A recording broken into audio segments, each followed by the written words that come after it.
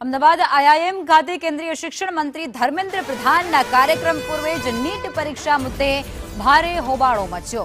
એનએસયુઆઈના કાર્યકર્તાઓએ કેમ્પસ બહાર કાળા વાવટા દર્શાવી સરકાર વિરુદ્ધ ઉગ્ર વિરોધ પ્રદર્શન કર્યું। વિદ્યાર્થી સંગઠનોએ પરીક્ષામાં થયેલી કથિત ગેરરીતિઓ અને પારદર્શકતાના અભાવ અંગે શિક્ષણ મંત્રી પાસે જવાબ પણ માંગ્યા, જેમાં સ્થિતિને નિયંત્રણમાં લેવા માટે પોલીસે શિક્ષણ મંત્રીના આગમનના પહેલા જ આસપાસના વિસ્તારમાં લોખંડી બંદોબસ્ત ગોઠવી દીધો હતો। આ પ્રદર્શન દરમિયાન પોલીસે અનેક કાર્યકર્તાઓની અટકાયત કરવી પડી હતી।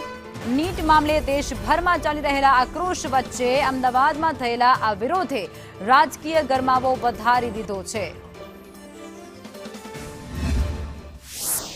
એનએસયુઆઈ દ્વારા ધર્મેન્દ્ર પ્રધાનનો નીટ મુદ્દે વિરોધ કરવામાં આવ્યો હતો। વિરોધ કર્યા છે ક્યાંક ને ક્યાંક ધર્મેન્દ્ર પ્રધાનનો પણ આમાં સેટિંગ હોય, એના પણ મળતિયા હોય, એટલે મેરાબેન ધર્મેન્દ્ર સોલંકી સાથે દિવ્યા ચૌહાણ, સંદેશ ન્યૂઝ, અમદાવાદ।